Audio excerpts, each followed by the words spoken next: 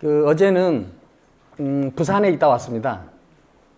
부산에서 노자와 베토벤이라는 제목의 컨설트를 했어요. 근데 몇 년 전에 한 5년 전에 부산의 부산 심포니 오케스트라의 지휘자이면서 총감독이신 분이 저를 찾아왔어요. 존말할 때 한번 만나자. 제가 쓴 책, 인간이 그리는 무늬를 읽고 한번 대화를 해보고 싶다. 그분 말씀은 책을 읽고 저자를 만나고 싶어 한 거는 처음이라고, 직접 만나서 처음이라고 그러시더라고요. 근데 이제 학교로, 조교실로 전화가 왔는데, 학교 조교실로 이제 저를 찾는 전화가 오면은, 저는 이게 다 반응을 잘 안 해요. 내가 뭐 오만해서가 아니라 그 반응을 다 할 수가 없으니까. 근데 그때 거기에 전화번호하고 전화 온 상황이 나한테 메모가 오는데 거기에 지휘자라고 이렇게 와 있더라고요. 그래서 내가 관심이 갔어요. 왜 그러냐면은 저는 이 40대 후반 이때까지 음악이 어떤 역할을 하고 나한테 왜 필요한지 그걸 잘 몰랐어요. 그리고 그런데 왜 그랬는지 모르겠는데 서울에서 대학을 다니면서 그때 이제 엄혹한 시절이었죠. 그런데 이제 아무도 모르게 혼자 도망가듯이 피해서 숨었어요. 거기가 명동에 클래식 음악만 틀어주던 곳이 있었거든요. 거기 가서 그냥 앉아 있었어요. 근데 앉아 있는데 나는 음악 귀에도 안 들어왔는데 왜 그렇게 앉아 있었는지 모르겠어요.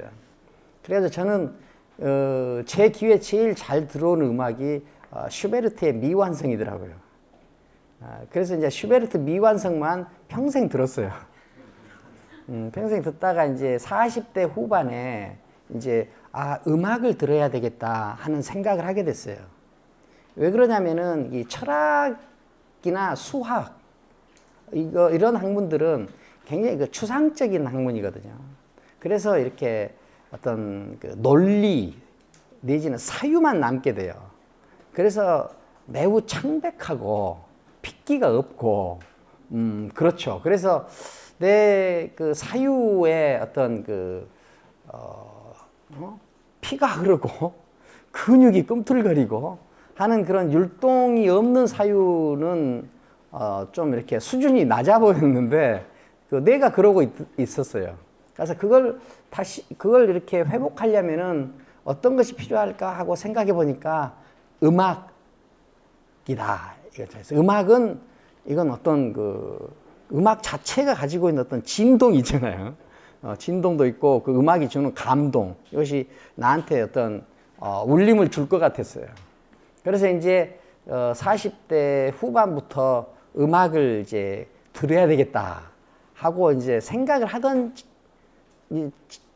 그런 생각을 계속 해오다가 그때 이제 제가 컴퓨터에 있는 한 25,000원짜리 스피커로 듣다가 거금을 들여서 15만 원짜리로 바꿨어요.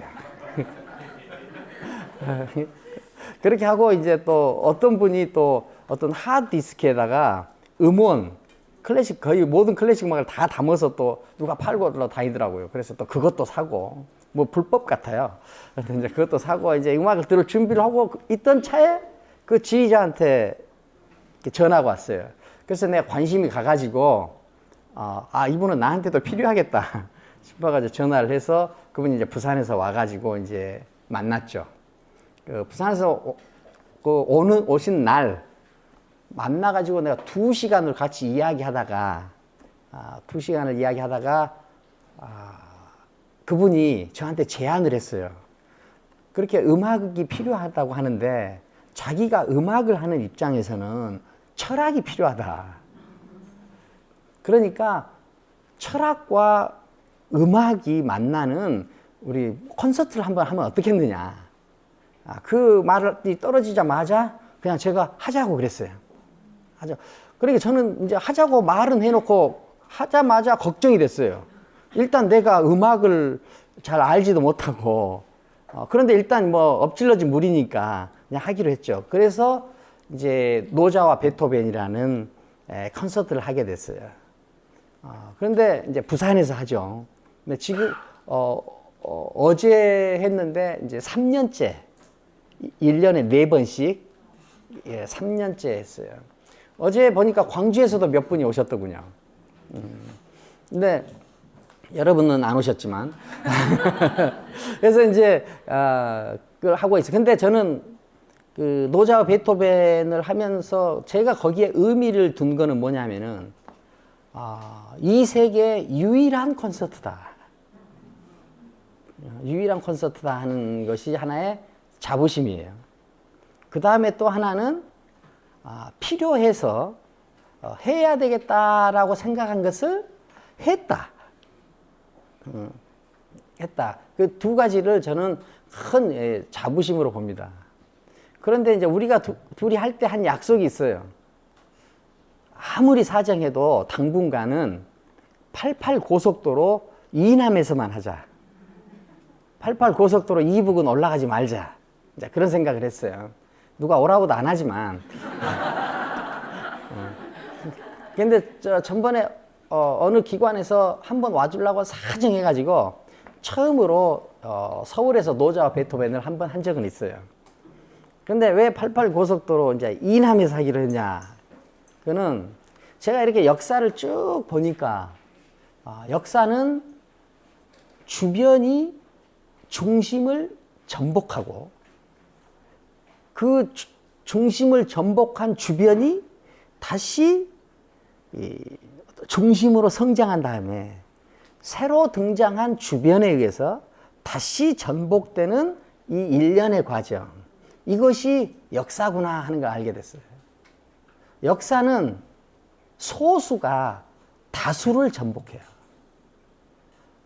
그래서 다수를 전복한 그 소수가 다시 다수로 성장한 다음에 또 새로 등장하는 소수에 의해서 전복되는 이 일련의 과정이 역사구나. 역사의 새로운 흐름은 지역에서 생기지 중앙에서 생기지는 않는다. 중앙은 어쩔 수 없이 지키는 일에 집중하고 지역은 그 중앙으로부터 어쩔 수 없이 갖게 되는 그 거리감과 그 소외, 그것을 이겨내려고 하면서 새로운 흐름을 만들어내는구나. 그래서 이 노자와 베토벤이라는 이 새로운 시도를 우리는 부산이라는 지역에 사니까 일단 지역 중심으로 하자 해가지고 거기서 몇 개 함양이랄지 몇 개 군에서 이렇게 한 적이 있어요. 그래서 그런 뜻으로 이제 부산에서 하게 됐습니다. 그러니까 이 역사는 주변이 중심을 전복하는 것이 순방향이고 소수가 다수를 전복하는 것이 순방향이고 지역이 중앙을 전복하는 것이 순방향이라고 한다면 역사의 출발은 어디서부터 나와야 되느냐? 두말할 것도 없죠. 지역에서 나와야 됩니다. 새로 등장하는 소수들한테 책임이 있어요. 새로 형성된 주변이 주도권을 잡으려고 노력을 해야 돼요. 그런데 이 역사가 순방향으로 발전하지 못하면은 지역은 중앙을 닮으려고만 하고 소수도 다수를 따라하려고만 하고 주변이 중심을 모방하기만 하려고 하면 그 나라의 역사 진화는 매우 어려워져요. 우리 지역들을 잘 한번 살펴보죠. 광주, 부산, 대구, 대전, 인천, 다른 점이 무엇이 있을까요? 지역 축제를 한번 보세요. 지역 축제 간에 그렇게 다른 점이 있을까요? 다 똑같아져 버려요. 다 똑같아져 버려. 그래서 지역은 중앙의 아류가 되고, 소수는 다수의 찌꺼기가 되고, 주변은 중심의 소외자가 돼버려. 그렇게 되면은 어떻게 돼요? 역사가 새로워지는 일이 생기기가 매우 어려워져요. 우리가 역사는 이렇게 진행한다 하는 것을 만약 알았다면 좀 과격하게 이렇게 물을 수 있어요. 광주, 너는 누구냐? 광주, 너는 누구냐? 이렇게 물을 수 있어. 부산, 너는 누구냐? 이렇게 물을 수 있죠. 그 다음에 또 하나 물을 수 있는 건 뭐냐? 개별자들은 다 소수들이죠. 소수들이에요. 그 소수들한테 이렇게 물을 수 있어요. 너는 누구냐? 너는 누구냐? 이미 있는 것을 답습하고 이미 있는 구조의 한 귀퉁이를 차지하려고 애쓰는 네 모습이 진짜 너냐? 아니면은 네가 서 있는 땅이 좁고 척박하더라도 거기서 네 세상을 건설하려고 하는 것이 너냐?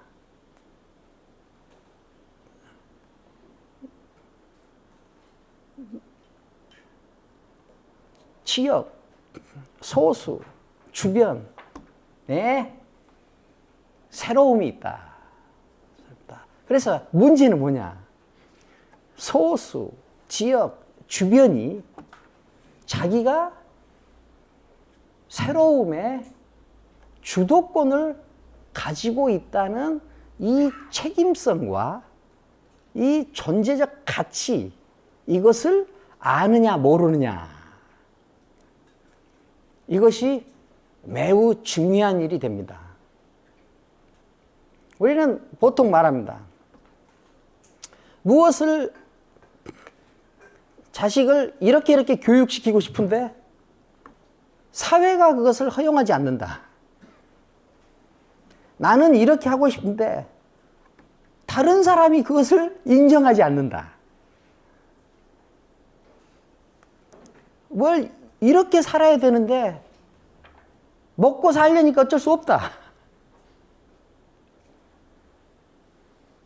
나는 저렇게 살고 싶은데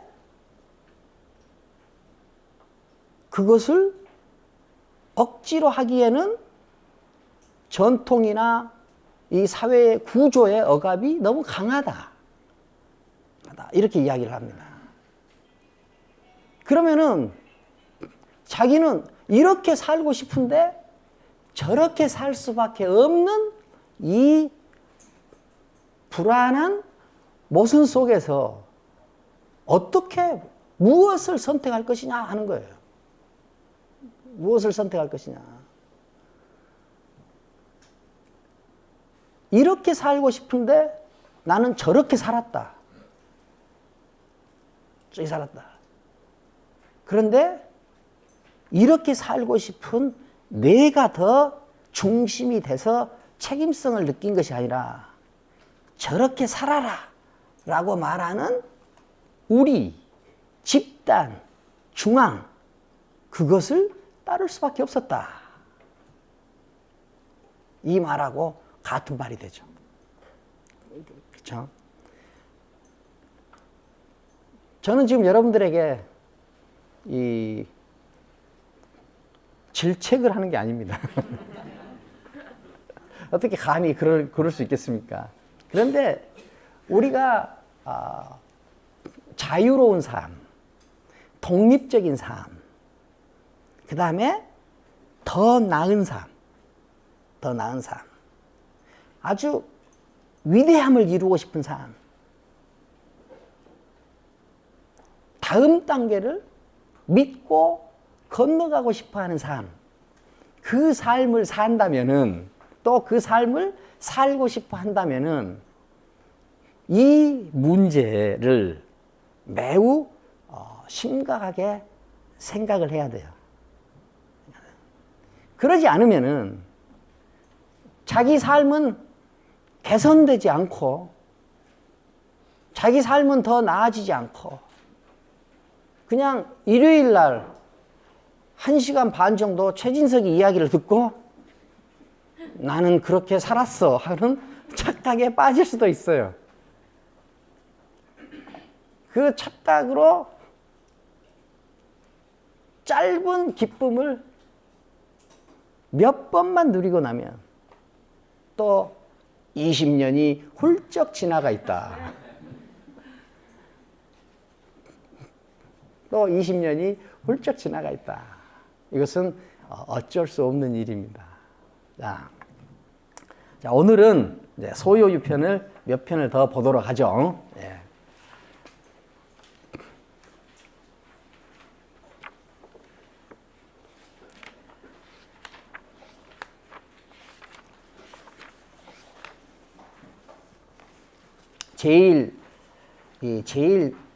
우리는 지금 제일 모순적인 상황에 있어요.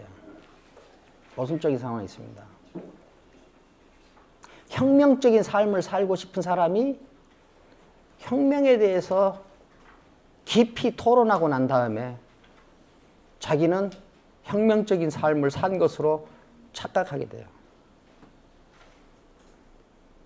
여러분들은 여기 오셔서 저하고 같이 소요유와 자유와 인간으로서의 완성에 대해서 이야기를 나눕니다. 이 이야기를 나누고 나면 여러분들은 소요유를 행하고 자유로운 삶을 살고 인간으로서 완성의 길을 가는 것 같은 착각에 빠지게 돼요. 여러분들은 내 이야기를 받아들이면서 내 이야기를 믿으면 안 돼요.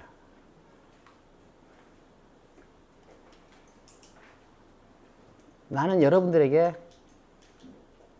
자유로운 삶을 산 한 인간을 선택했어요. 그 인간이 장자입니다.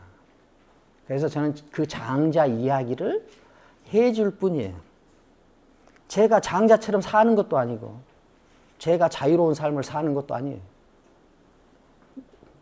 내가 머리로 알고 배운 그것을 그냥 여러분들에게 전달해 줄 뿐이에요.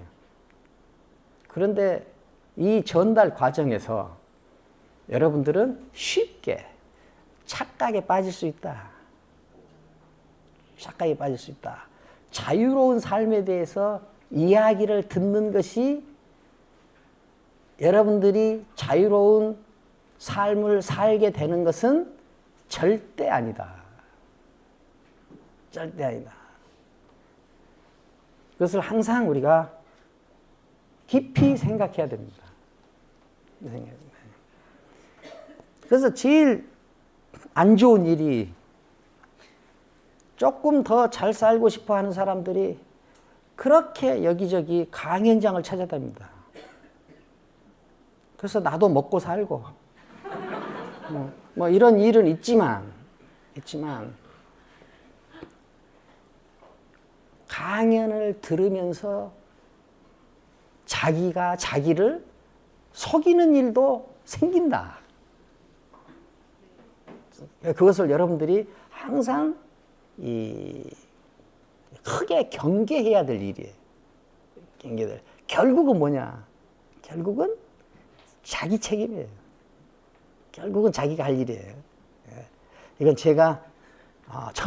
저에게는 책임이 없다. 이 이야기를 여러분께 드리는 겁니다. 왜 우리가 한 30번 강의를 듣고 났는데 다 끝나고 난 다음에 저한테 항의를 할 수 있어요. 30번이나 들었는데 나는 왜 이렇게 행복하지 않으냐? 30번이나 들었는데 30번 듣기 전에 비해서 나는 한 발짝도 앞으로 못 나갔다. 그러면 제가 아주 난감해지거든요. 그 이야기를 먼저 해드립니다. 자, 여러분들 소요유 다 읽으셨어요? 네. 진짜예요? 네. 자,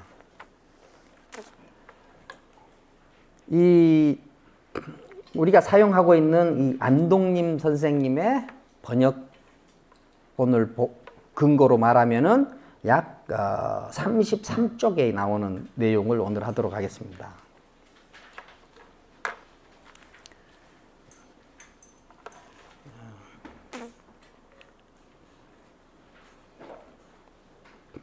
이게 이런 내용이 나와요. 그 어떤 한 사람이 가지고 있는 지식은 어떤 관직 하나를 맡을만 하고 그 사람의 행위, 즉 태도는 동네 하나의 정도에 딱 맞고 그 사람의 덕은 그냥 어떤 임금, 통치자의 시선을 끌만하고 그 다음에 그 사람의 어떤 그 이름은 한 나라의 회자될 만하고 그렇죠? 그런 자가 자기를 보는 그 자기를 볼 때 스스로를 보는 눈, 자기를 보는 눈, 그것은 메추라기와 같이 좁다. 그렇죠? 제가 어느 강연에서 이렇게 이야기한 적이 있습니다. IQ가 130인 사람은 보통 자기를 보는 때 발휘되는 IQ는 130이 아닙니다. 약 13 정도 됩니다. 자기를 볼 때는. 그런데 타인을 볼 때는 IQ가 1억 3천 정도 됩니다. 1억 3천 정도 돼요. 그렇죠? 그러니까 우리가 쉽게 이렇게 이야기합니다.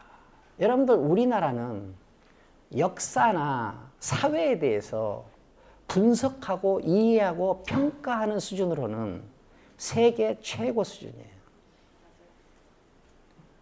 최고 정치학자들 못지 않습니다. 최고 역사학자들 못지 않아요. 그렇잖아. 그런데 자기가 자기를 보고 자기가 역사 속에서 무엇을 하고 있는가, 자기가 정치 행위 속에서 무엇을 하고 있는가 하는 거는 한 IQ 13 정도로 봐요. 그래서 우리나라는 보통 어떤 말이 자주 했냐면은 우리나라는 왜 이런가? 우리 사회는 왜 이런가? 우리나라의 진보주의자들은 왜 이런가? 우리나라의 보수주의자들은 왜 이런가? 심지어는 이렇게 말하는 사람도 들어봤어요. 우리는 언제나 지도자다운 지도자를 가질 수 있습니까? 언제나 지도자. 모든 것을 분석하고 이해하고 비판하고 평가하는 것으로 남기고 자기는 제3자로 완벽하게 이탈해. 그래서 자기가 말하는 역사, 자기가 말하는 사회, 자기가 말하는 정치에서 자기는 존재하지 않아요.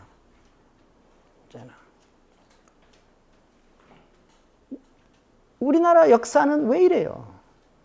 이거는 질문이 아니에요. 우리나라 역사가 이렇다면 나는 무엇을 해야 될까요? 나는 어떻게 해야 될까요? 지도자다운 지도자를 기다린다? 그 지도자는 자기의 지도자예요. 자기가 지도자가 되든지, 지도자가 되려는 사람을 돕든지, 지도자가 되려는 조직을 만들든지, 지도자를 만들려는 자기 마음에 드는 지도자를 만드는 조직을 돕든지, 거기에서 자기가 직접 무엇인가를 하거나 그게 참여자로 등장하지 못하고 항상 객관적으로 제3자적 태도를 취한다. 왜? 자기를 보는 눈이 메추라기 같아서 IQ가 13 정도로 작동하기 때문에. 네. 자, 송영자,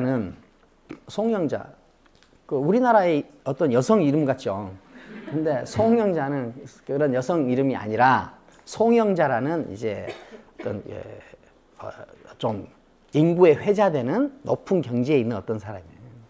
송영자는 그런 사람들을 보고 빙긋이 웃어요.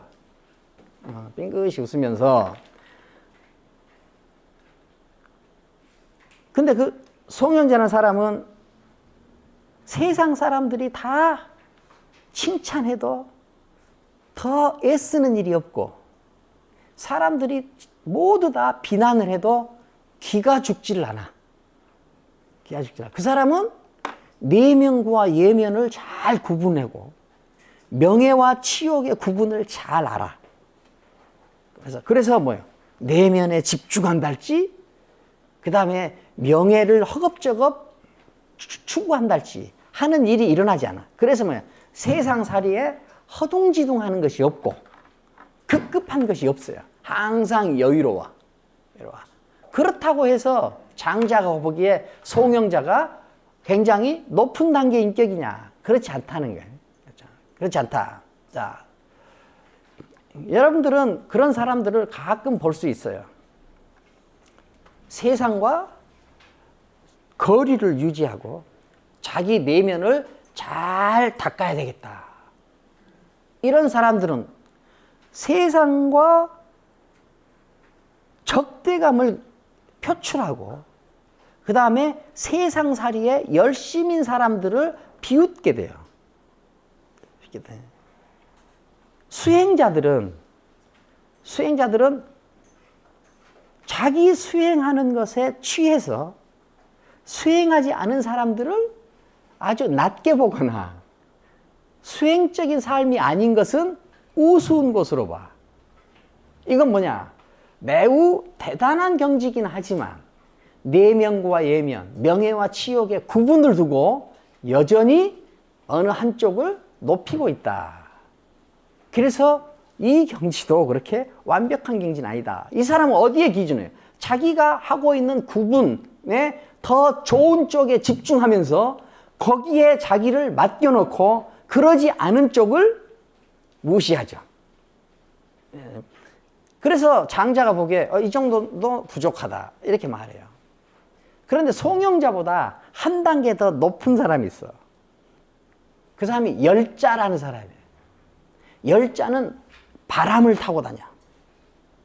바람을 한번 타면 15일간 훌쩍 떠났다가 또 15일 만에 확 돌아와. 바람 타고. 그런데 열자도 부족하다. 열자도 부족하다. 왜 부족하냐? 열자도 바람에 기대고 있지 않냐? 열자도 바람에 기대고 있지 않냐? 그래서 아직 무엇인가 기대고 있는 거예요. 어디엔가 기대고 있다 하는 것을 유대라고 그래요.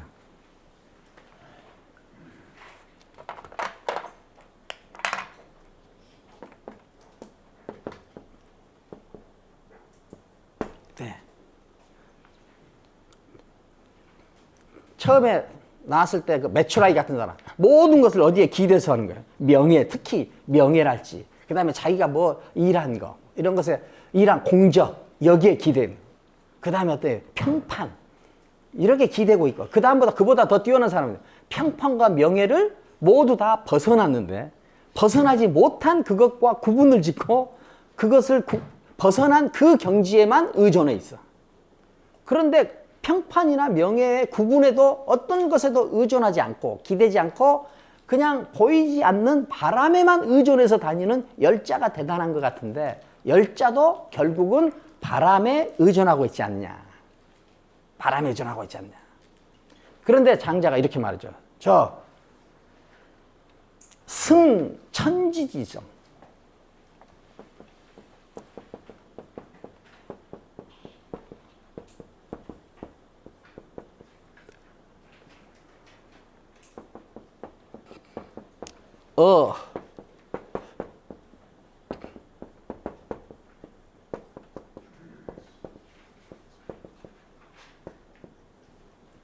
육기지변. 이유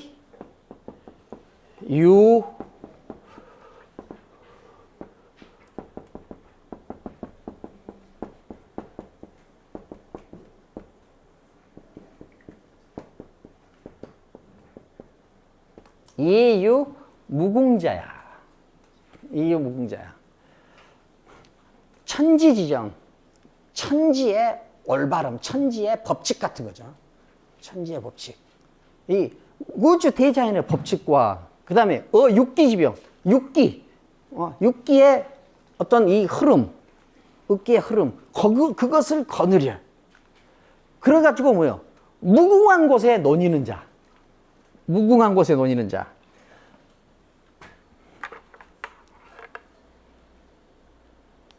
이 무궁한 곳에 논이는 자는 또 어디에 기대겠는가 말이에요. 이 사람들은 어디냐? 무대한다 이 말이에요.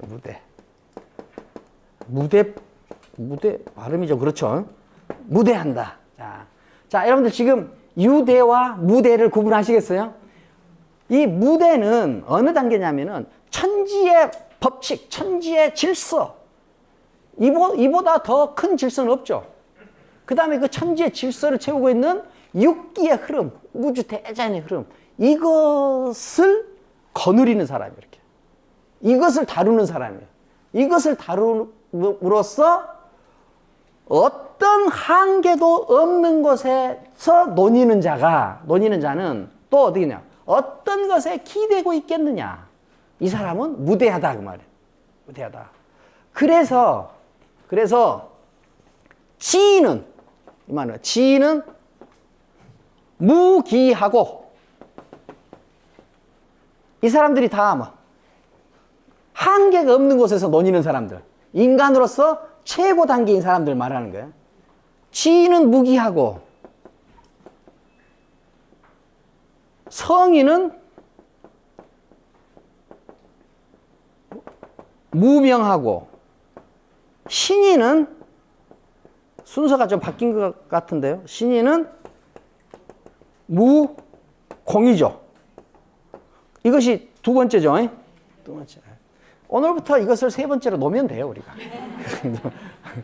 자, 그래서 지인은 무기하고 성인은 무명하고 그 다음에 신인은 무공하다. 인간으로서 최고 단계에 있는 인간들은 무기, 무명, 무공하다. 이것이 내용이에요. 근데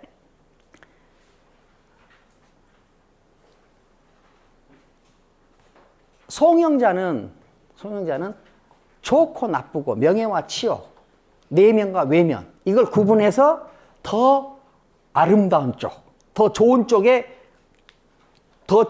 삶을 살면서 그 좋은 쪽 중에 그것을 자기의 판단 근거나 가치, 삶을 어떻게 사는 어떤 기준으로 삼죠 했죠.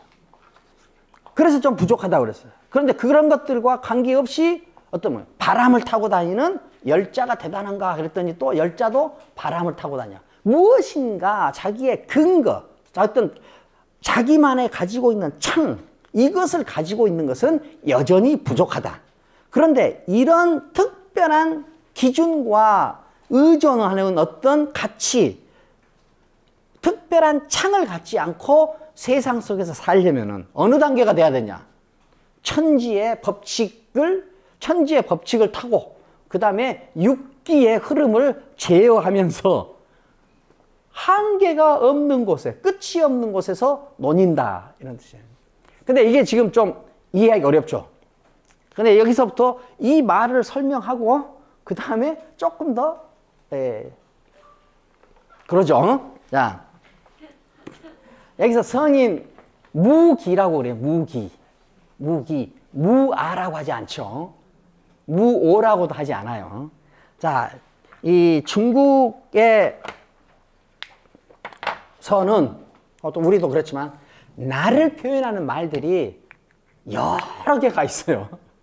여러 개가 있어. 그 중에 이제 대표적인 세 가지가 뭐냐면은 나를 기라고 표현하고 또 아라고도 표현하죠. 그렇죠? 또 오라고도 표현해요. 오라고도 표현해. 또 여라고도 표현하고 뭐 하는데 다 그것들은 이제 호칭이고 호칭 이외에 어떤 주체를 가리키는 말은 이 세 가지가 대표적이에요. 근데 자, 우리가 논어라는 책의 내용을 한마디로 줄이면 뭐라고 그랬어요? 한 가지 뭐라고 했어요? 극기복례. 예, 극기복례. 자, 극기복례라고 할 때 극아복례라고 안 하죠. 극오복례라고도 안 하죠. 극기복례라고 그래요. 극기복례. 극기, 여기서 기는 뭐냐? 경험적이고 현실적인 세상 안에 있는 그냥 나. 육체적인 나까지를 포함해서, 몸까지를 포함해서. 이 기는 그냥 아직 어떤 각성이랄지 반성이랄지 이런 것과 관계없이 그냥 존재하는 나의 기죠. 그런데 이 아는 반성을 하거나 생각을 하거나 그 다음에 가치를 갖거나 자기 어떤 기준을 갖거나 어떻게 말하면은 어떤 그 가치 사이에서 어떤 취사 선택을 하고 어떤 무엇을 결정할 수 있는 능력이 있는 나. 자, 그것을 아라고 그래요. 그래야죠. 수양의 주체, 사유의 주체, 인식의 주체, 그것이 나예요. 자, 그러면 극기복례라고 할 때 극기복례를 행하는 나는 기겠어요? 아겠어요? 아죠. 그렇게 해서 다 그런 일들이 잘 이루어져 가지고 어느 단계로 성숙된 모습의 나, 그것을 오라고 표현해요. 오라고 표현하죠. 그러니까 지인은 우리가 지인, 신인, 뭐 성인 이것을 아주 학술적으로 엄격하게 구별할 수 있지만 내가 아직 오늘 이 자리에서 그것을 구분할 그런 준비가 안 돼 있고 또 그렇게 또 아주 필요한 것도 아니고 그렇기 때문에 우리는 지인, 성인, 신인을 다 뭐 완성된 인간 혹은 완벽한 인간 뭐 이렇게 표현하죠. 아주 굉장히 훌륭한 인간, 최고의 인간 이렇게 이제 생각을 하고 하죠. 그래서 지인은 그러니까 가장 높은 단계의 인간은 자기가 없다. 자기가 없다는 말은 자기가 죽었다. 그 말이 아니라 자기가 수련이 돼서 감각, 경험적인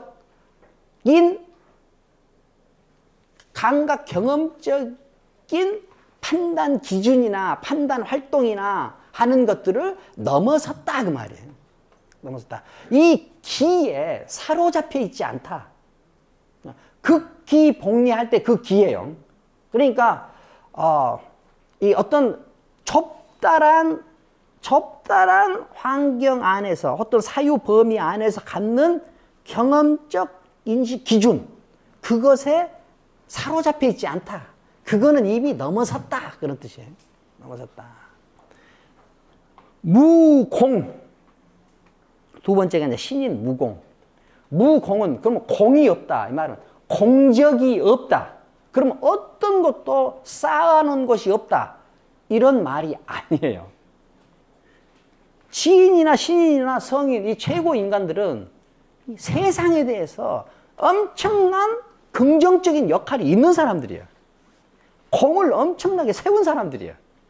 근데 신인은 공이 없다. 이 말은 공을 세운 적이 없다 그 말이 아니라 자기가 세운 공, 자기가 쌓은 업적 그것에 서 있지 않다. 노자 도덕경에 이런 말이 나옵니다.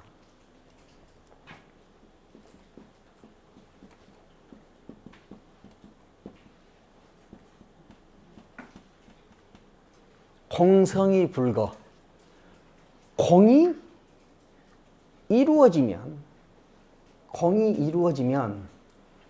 그 공을 차고 눌러 앉지 않는다. 그 공을 차고 눌러 앉지 않는다. 여기에 딱 맞는 것인지는 모르지만 성공한 사람들한테 가장 큰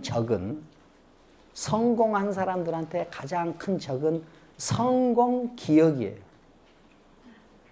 성공 기억.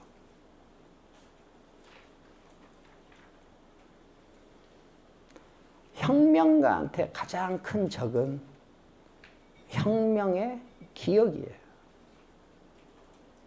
기억. 성공한 사람한테 가장 큰 적인 성공 기억이라고 할 때 이 세계는 부단히 변합니다. 우리는 그를 유동적 전체성이라고 표현했어요. 계속 변해요. 계속 변하는데 성공 기억에 갇힌 사람은 성공할 때 그 기억만을 집행하게 돼요. 그런데 성공할 때 그 기억을 집행할 때 그 세상과 지금 자기가 새로 대면해야 될 세상은 너무나 다른 세상일 수 있어. 그렇기 때문에 성공 기억에 갇힌 사람은 그 성공의 구조가 주는 그 결과를 넘어설 수가 없어요. 그래서 성공한 사람한테 가장 큰 적은 성공 기억이라고 그래요. 혁명가한테 가장 큰 적은 뭐냐? 혁명 기억이에요. 그래서 그 혁명할 때 자기가 혁명의 기억 속에 갇힌 그 자부심과 그 노고, 그것을 차고 앉아서 나중에 그것을 권력화하는 경향이 있어요. 이것을 비유적으로 뭐라고 그러냐? 혁명 깃발이 완장으로 바뀌는 것이라고 표현을 하죠. 그렇죠? 우리는 20세기에 유일한 한 혁명가를 기억합니다. 그걸 체 게바라라고 하죠. 체 게바라는 왜 영원한 혹은 유일한 혁명가로 남느냐? 그 사람한테는 혁명만 있었지 혁명의 결과를 차고 앉는 일은 없었다. 에리히 프롬은 이렇게 말합니다. 자기가 타도하려고 했던 것을 타도한 다음에 그 타도한 그 자리에 자기가 앉으면 그거는 혁명가가 아니다. 그거는 반항하다. 혁명가는 자기가 타도한 그 대상을 타도하고 난 다음에 그 대상이 앉았던 자리에 다시 앉지 않는다. 공을 이룬 사람들이 가장 경계해야 될 건 뭐냐? 그 공을 자기 것으로 소유하는 거예요. 그 자기 것으로 소유하고 그 소유한 그 공을 역사화하려고 하는 거예요. 자기 자식한테도 강요하고 자기 친척한테도 강요하고 그 다음에 자기 국민들한테도 강요하고 그러면서 나중에 어떻게 돼요? 그 강요를 받아들이는 사람과 받아들이지 않는 사람으로 사회는 극단적으로 분열되게 돼요. 그렇다면 무엇을 위한 것이었느냐? 이렇게 묻게 되는 매우 슬픈 현실을 맞이하게 된다. 그래서 신인은 공이 없다. 그 말은 신인은 자기가 세운 공에 연연해하지 않는다. 신인은 자기가 세운 공을 가지고 그 공을 차고 앉아서 그 공을 가지고 그것을 역사화하려고 하지 않는다. 성인은 무명하다. 성인은 무명하다. 무명하다는 말은 명예 혹은 이름 이것에 연연해하지 않는다. 연연해하지 않는다. 그 다음에 자기가 가진 명예와 이름에 자기를 일치시키지 않아요. 내가 가진 이름을 나하고 일치시키지 않아. 왜? 나는 그 이름보다 더 큰 존재예요. 내가 가진 명예와 나를 일치시키지 않아. 왜? 나는 명예보다 더 큰 존재예요. 이 나는 지금 내가 좁쌀 같은 내가 표현하는 말이고 성인은 이렇게 표현하지 않겠죠. 그런 것도 신경 안 쓰겠죠. 그러니까 큰 사람들, 인간 가운데 가장 큰 사람들은 무기하고 무명하고 무공하다. 무하다. 우리가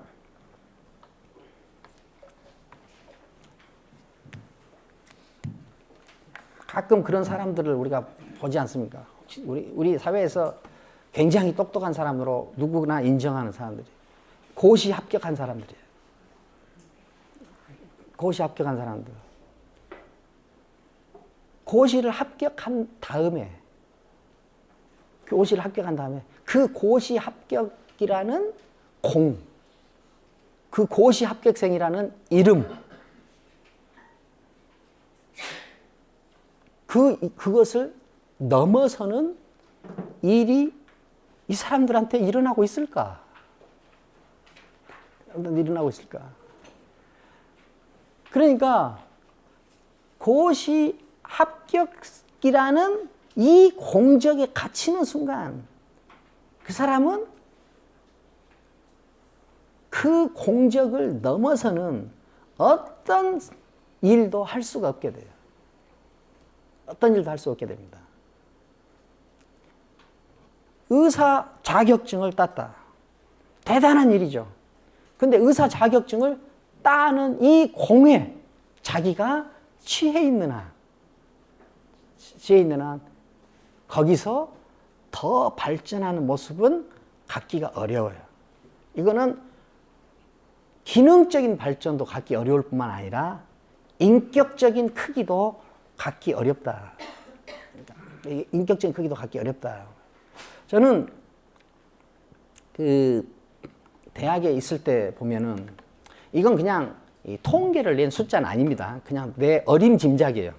아마 분명히 틀릴 거예요. 그런데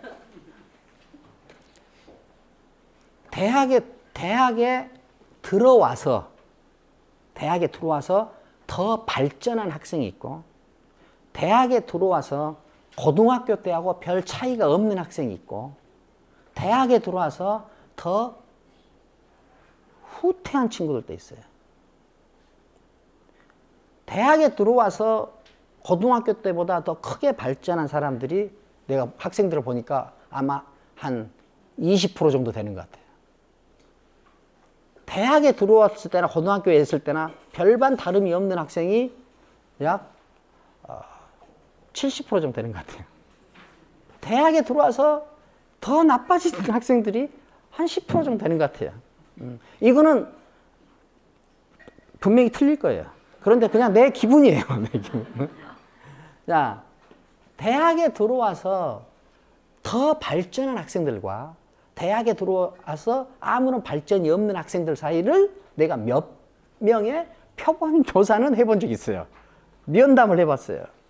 그랬더니 대학에 들어와서 더 발전한 학생은 대학에 들어오는 것이 목적이 아니었어요.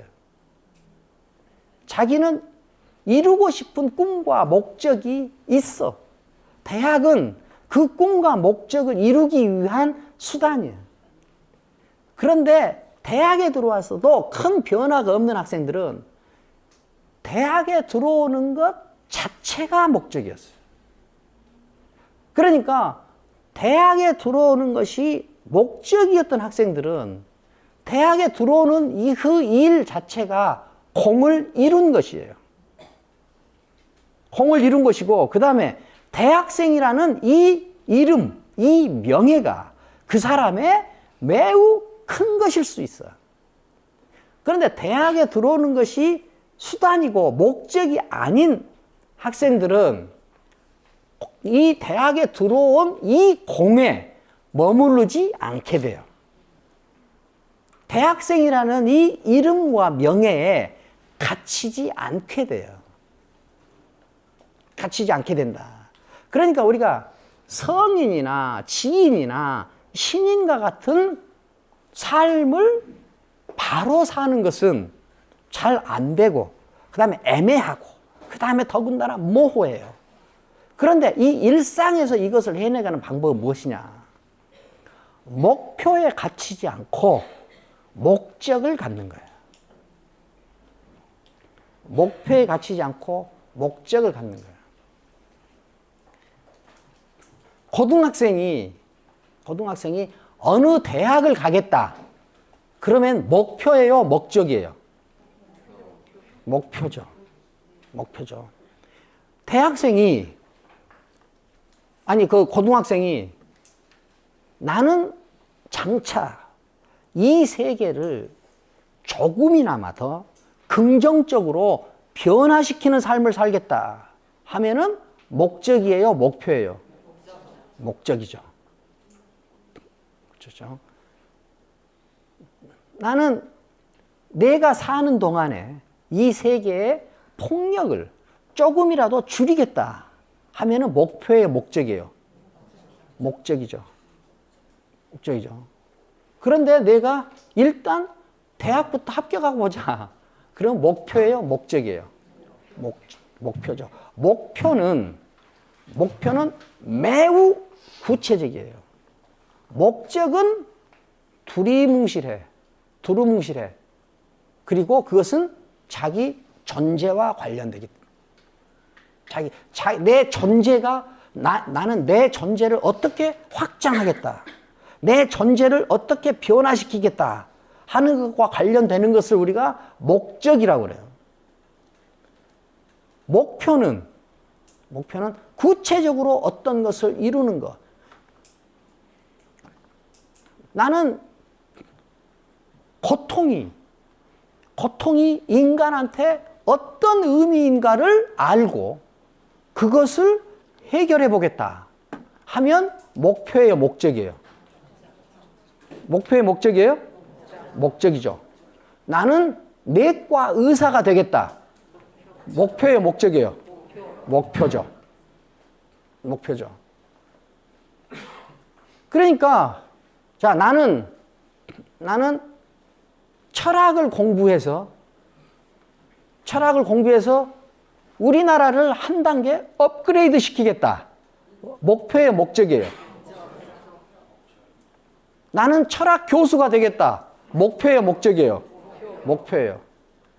나는 목적을 가진 사람이에요, 목표를 가진 사람이에요?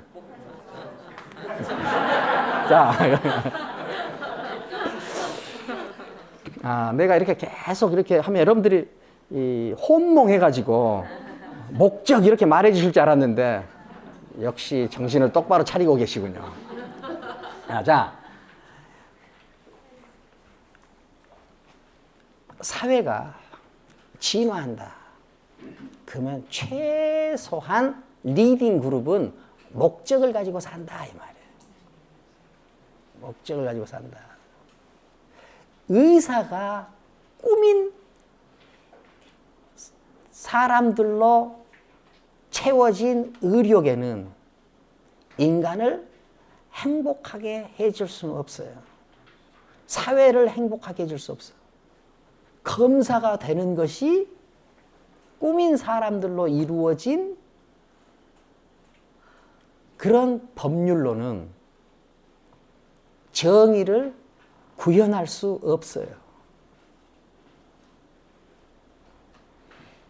판사가 되는 것이 꾸민 사람들로 이루어진 법률 구조로는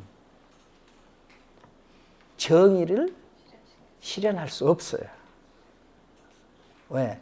그 공과 그 명예에 갇혀서 그 공과 명예를 넘어서는 일은 할 수가 없어요. 정치인이 되는 것이 꿈, 정치를 하는 것이 꿈인 사람들로 이루어진 정치로는 사회를 발전시킬 수 없어요.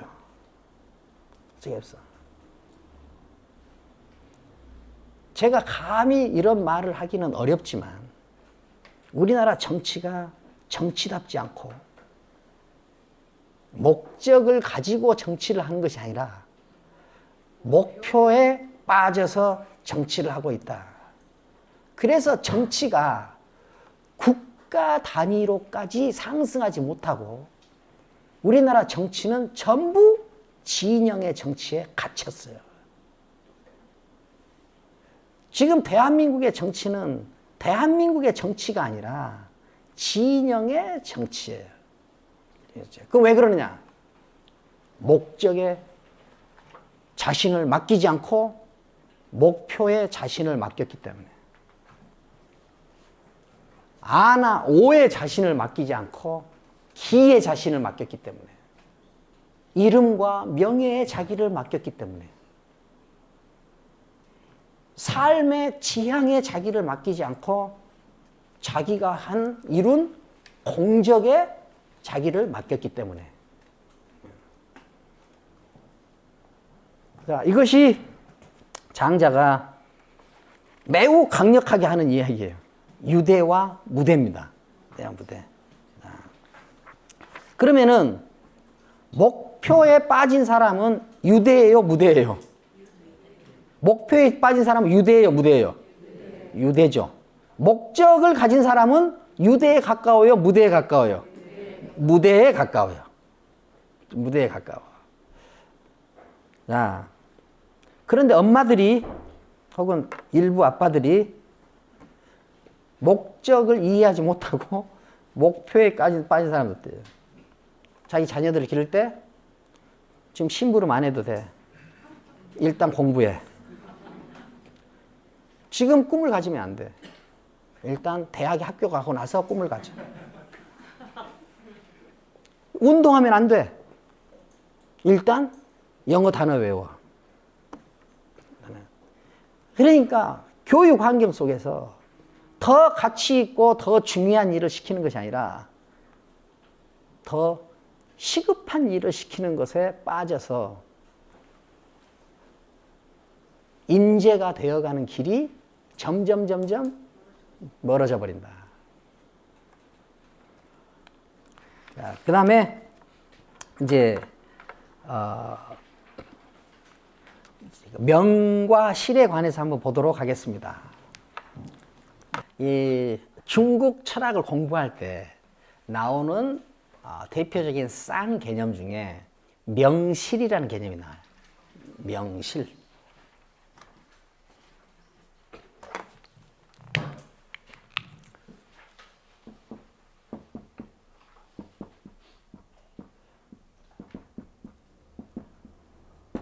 명실이라는 개념이 나오는데 명은 이름이라는 뜻이에요. 이름. 실은 실질 혹은 진짜 혹은 진실 이런 뜻이에요. 이 두 관계를 어떻게 설정하느냐가 그 사람의 세계관이 무엇이냐를 결정할 정도로 이것은 아주 중요한 개념이에요. 왜 이 개념이 중국 철학사에서 중요한 개념이 되었느냐? 자, 중국의 철학이 언제 생겼죠? 최초의 철학자가 누구예요? 최초의 철학자를 최초의 철학자가 누구예요? 중국 역사에서. 노자. 예. 노자가 최초의 철학자예요. 공자는 노자보다 한 20살 정도 어려요. 자, 공자, 노자가 두 철학자가 최초의 철학자들이에요. 이때가 언제죠? 앞에서 다 했죠.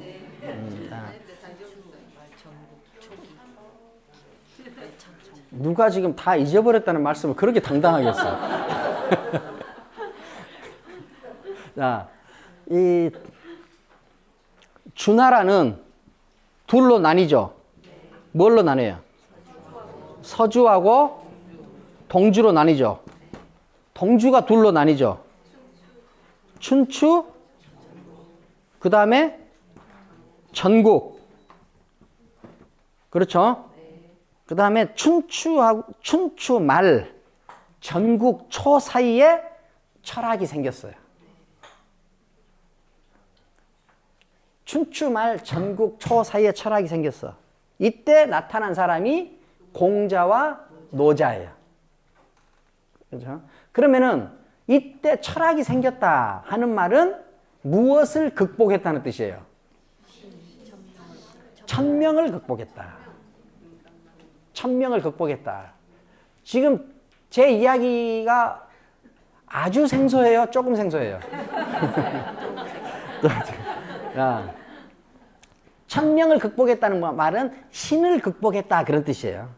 그 다음에 역사의 책임성이 신한테 있다는 거예요? 인간한테 있다는 거예요? 인간한테 있다는 거예요. 그 철학이 시작됐다는 말을 이때는 뭐 천명을 극복하고 무엇의 시대가 열렸다는 뜻이에요? 인간의 시대인데 그걸 개념으로 하면 도의 시대가 열렸다 이런 뜻이에요. 자, 그러면은 이때 천명이 지배하던 세계가 더 이상 효율성이 없어지니까 그것이 무너지고 새로운 세계가 형성됐다 이런 뜻이죠.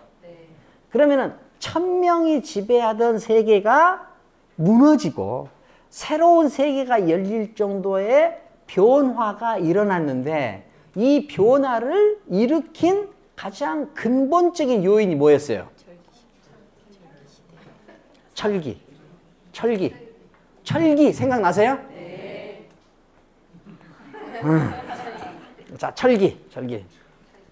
내가 이럴 때마다 내가 죽어버리고 싶은데 그래도 앞으로 몇 강자가 더 남았기 때문에 자, 건강히 살아야 되겠어요. 자, 철기가 발명이 됐어요. 그래서 철기가 발명돼 가지고 사회 경제적 조건이 완전히 달라지니까 지배 구조가 달라진 거죠. 철기가 발명돼서 지배 구조가 흔들리는 이 상황, 이 일이 일어나는 것을 우리가 일반적으로 춘추 전국 시대라고 이렇게 표현을 하잖아요. 자, 철기가 발명되기 전까지, 그 말은 뭐냐? 철기가 발명은 일찍 됐는데 산업에 투입되기 전까지 안정적으로 세계가 유지돼 있었어요. 그때를 서주라고 해요. 서주시대. 안정적인 구도라는 건 뭐냐? 이분 구도예요. 종교적으로는 뭐예요? 이 도표 생각나세요? 네. 대답 소리가 좋기는 하지만 매우 믿음은 안 가네요.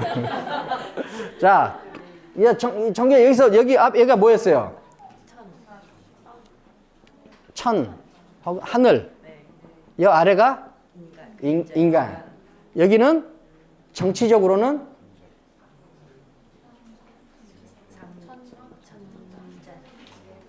그 다음 여기는 제후. 그 다음 여기는 군자, 소인. 여러분들이 지금 IQ가 많이 떨어져 있어요. 그러니까 그렇게 당당하게 말하지 마세요. 그래서 여러분들 생각하는 힘 노자 인문학 있죠? 생각하는 힘 노자 인문학 앞부분을 다시 돌아가서 자세히 읽으세요. 아셨어요? 네. 근데 어떻게 대답은 이렇게 잘하시는데? 자, 생각하는님 노자 인문학이라는 책, 제가 한 권씩 다 사드리고 싶지만 요즘 제 경제력이 그렇지 못합니다. 그러니까 여러분들 각자 빌려서 보든지 어떻게 알아서 해서, 생각하는님 노자 인문학 앞부분에 중국에서 생각이 어떻게 생겨나는가 하는 것에 대해서 매우 잘 설명을 해놨어요. 그러니까 여러분들 그거 읽으세요. 네. 그것이 이 철학을 공부하거나 혹은 중국의 사상을 공부할 때 가장 기본적인 토대가 돼요. 거기에 대한 인식이 없으면은 안 돼요. 안 돼. 생각하는 힘 노자 인문학 앞부분 꼭 읽으세요. 네. 읽으세요. 네. 자.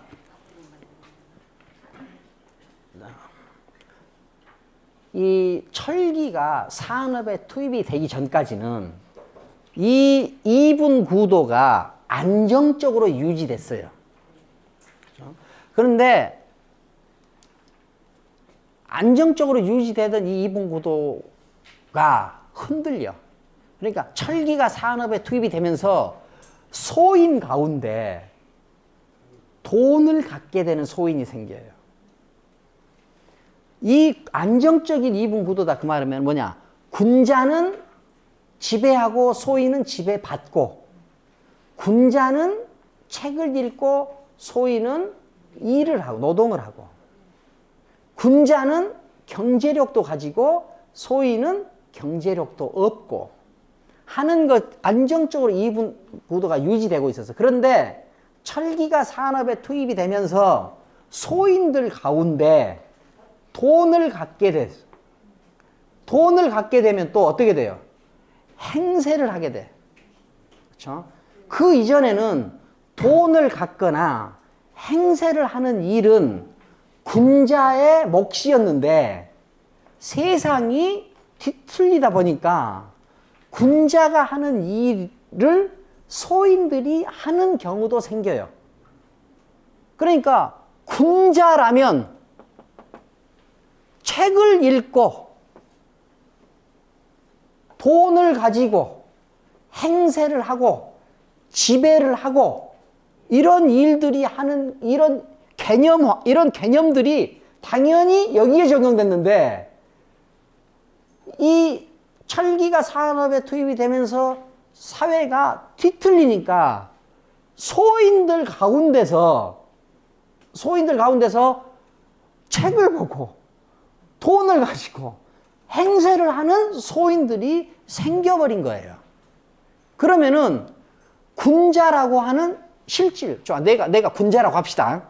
내가 군자라고 하면은 내가 책을 보고 돈을 가지고 행세를 하고 하는 일들을 했을 거 아니에요. 그런데 저 소인은 그런 일을 못 할 거 아니에요. 그런데 소인이 내가 가지고 있는 이름, 즉 개념, 이것을 소인이 갖게 되는 일이 벌어졌다 이 말이에요. 그러니까 군자와 소인 사이에 계급이 흔들렸다 그러면 뭐냐요? 실질과 명목 사이에 균열이 생겼다 그 말이에요. 실질과 명목 사이에 균열이 생겼죠. 뒤틀렸어. 그래서 어떻게 돼요?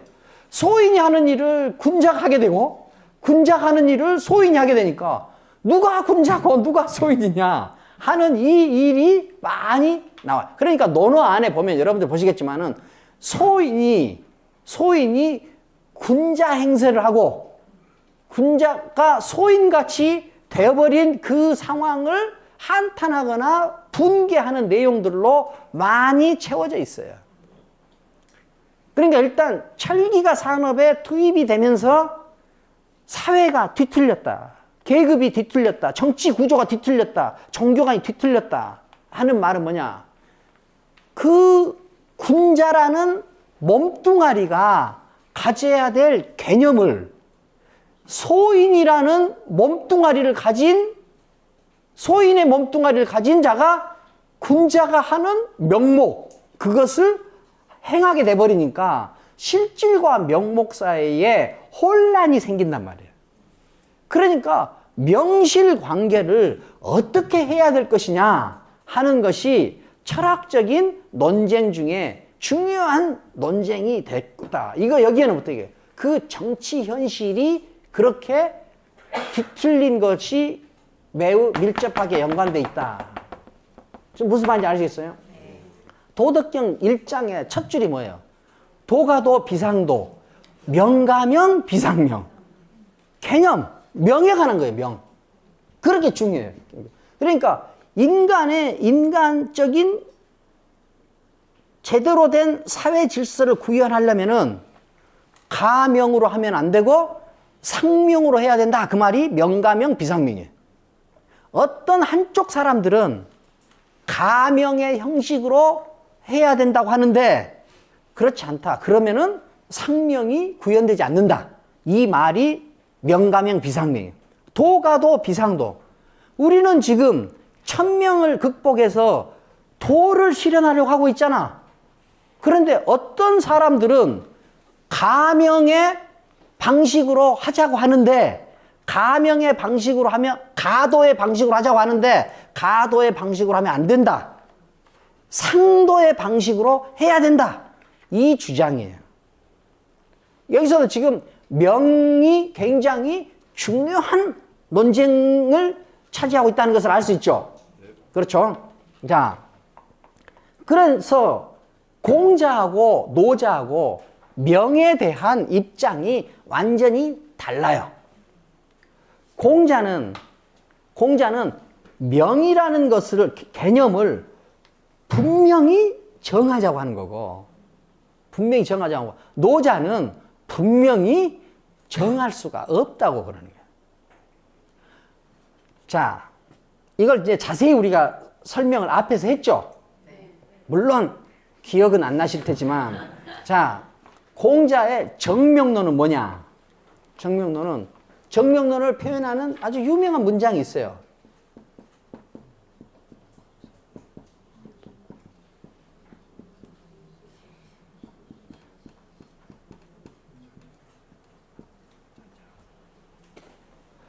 군군, 신신, 부부, 자자. 군주는 군주다워야 되고, 신하는 신하다워야 되고, 아비는 아비다워야 되고, 자식은 자식다워야 된다. 이것이 굉장히 좋은 말이죠. 그런데 군주가 군주다워야 된다는 말은 무슨 뜻이냐? 군주라는 몸뚱이를 가지고 있는 너는 어떤 역할을 해야 되는지가 딱 정해져 있어. 개념으로 정해져 있어. 너는 그것을 실현하면 돼. 그러니까 명분과 실질이 일치돼야 된다는 거예요.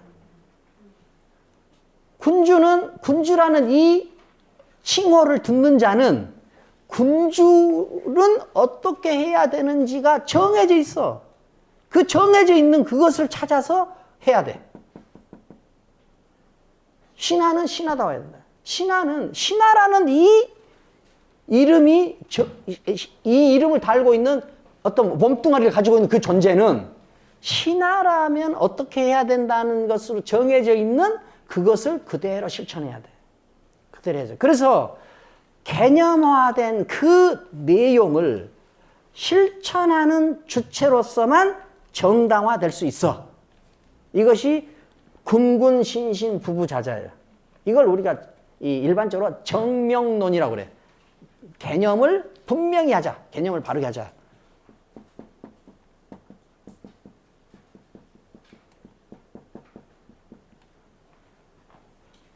그런데 공자는 기본적으로 인간은 본질적인 공통의 씨앗을 기반으로 해서 존재한다고 봐요. 공통의 기반을 가지고 존재한다. 그 공통의 기반을 뭐라고 그랬어요? 인이라고 그랬죠. 공통의 기반을 가지고 존재한다. 그런데 노자는 이 세계는 공통의 기반 위에 서 있는 것이 아니다. 이 세계는 대립면의 꼬임으로 되어 있다. 대립면의 꼬임으로 되어 있다. 대립면 두 가닥을 뭐라고 그랬어요? 유와 무. 대립면의 꼬임으로 되어 있다. 유는 유이기 때문에 유가 아니라 무와의 관계에 의해서 무로 드러나는 것이다. 유는 유이기 때문에 유가 아니라 무와의 관계에 의해서 유로 드러나라. 그러니까 유의 존재 근거가 유한테 있어요? 무한테 있어요? 무와의 관계에 있죠. 그런데 공자는 인간은 모두 다 인이라고 하는 공통의 기반 위에 서 있다. 그래서 어떤 인간인 이유는 그 인이라고 하는 기반을 가지고 있기 때문에 인이다. 그 말이거든요. 그러니까 세계관이 완전히 달라요. 자, 그렇다면은 개념이라는 것은 어떤 것을 한 의미로 정하는 것이 개념이에요. 그렇죠? 자, 이 말 이해가 되시죠? 어떤 것을 하나의 의미로 가두는 역할을 하는 것이 개념이에요. 그런데 공자는 한 의미를, 한 대상을 하나의 의미로 가두는 일이 가능하죠. 어떤 기반, 본질을 가지고 있으니까.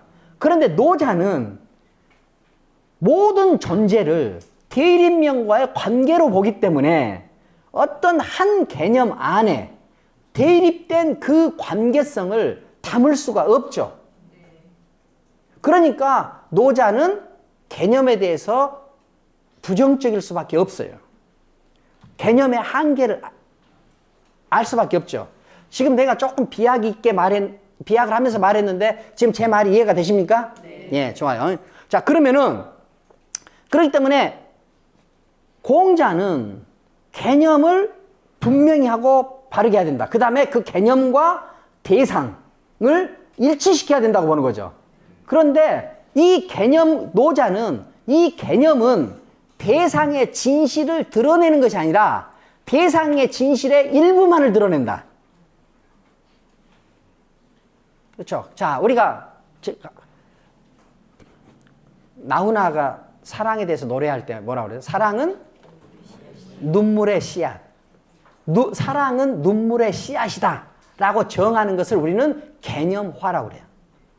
근데 눈물의 씨앗이라고 정해놓으면 사랑이 눈물의 씨앗이기만 해요?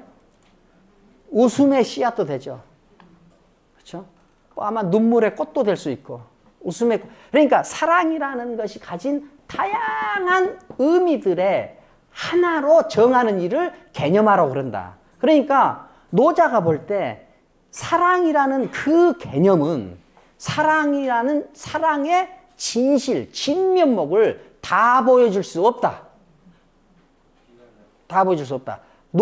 공자는 다 보여줄 수 있고 없고를 따지지는 않고 공자는 일단 개념을 분명히 정해야 사람들이 어떻게 행동해야 될지가 분명해진다는 거예요. 그리고 개념을 정해가지고 그것을 부단히 지키고 단련하면서 그 개념 이상을 가질 수 있는 단계까지 인간이 성장할 수 있다고 믿어요, 공자는. 자, 그러면은 이게 이제 공자하고 노자는 이제 비교가 됐죠. 자, 이것이 이제 명실 관계 가운데 공자와 노자 사이에 있는 대표적인 어떤 차이예요. 그러면은 이렇게 보면은 개념을 정하고 가자는 것이 당신은 진보적이겠어요? 개념을 정하는 것은 진실을 다 보여줄 수 없다고 말하는 노자가 더 진보적이겠어요? 공자가 더 진보적이에요. 공자가 더 진보적이에요. 중국에서 역사가 우리가 지금 공자 철학을 보고 노자 철학을 보면은 노자가 더 진보적이고 공자가 더 보수적이고 이렇게 표현할 수 있지만 그 당시 시점에서는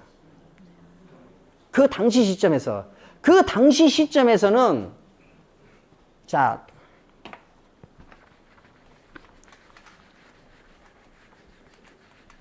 중국의 추 전국시대 역사 발전 방향은 작고 많은 나라에서 이건 나라 개수예요. 이게 나라 개수고 이건 나라 크기예요. 중국에 있는 거의 모든 제후국들의 크기를 아주 정확히 그리고 있어요, 지금. 잘했어요. 한치 오차도 없어요. 자, 이 나라들이 계속 전쟁을 해. 나라 개수가 줄어들겠어요? 많아지겠어요? 줄어들죠. 커져요? 작아져요? 커지죠. 커지면서 줄어들죠. 이렇게. 그것이 7개로 할 때가 전국 칠흥이라고 그래요. 7개로 줄어들어. 하나, 둘, 셋, 넷, 다섯, 여섯, 7개는 여기에 있었어요. 자, 이것이 점점 줄어들고 커지다가 어떻게 마지막 하나로 될 때 이걸 진시황의 통일이에요. 이렇게 돼요. 자, 이렇게 여기는 이 진행 과정은 여기서는 개별화, 분권화의 방향이에요? 중앙 집권화의 방향이에요? 중앙 집권화의 방향이에요. 중앙 집권화의 방향이다. 자, 진시황이 통일하고 나서 통일했다. 그 말은 뭐냐? 중앙 집권을 완성했다. 그 말이에요. 중앙 집권을 완성해가지고 제일 먼저 하는 일이 뭐예요? 분서경유, 도량형 통일, 문자 통일, 수레바퀴 축 통일이에요. 다 통일이에요. 통일. 통일이라는 게 뭐예요? 뭐 한다는 거예요? 표준화를 한다는 거죠.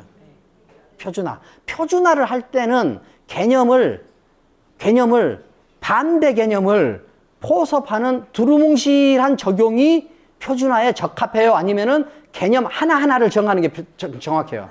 하나하나를 정하는 거죠. 그러니까 중국의 춘추 전국시대 역사 발전은 표준화의 방향으로 가요.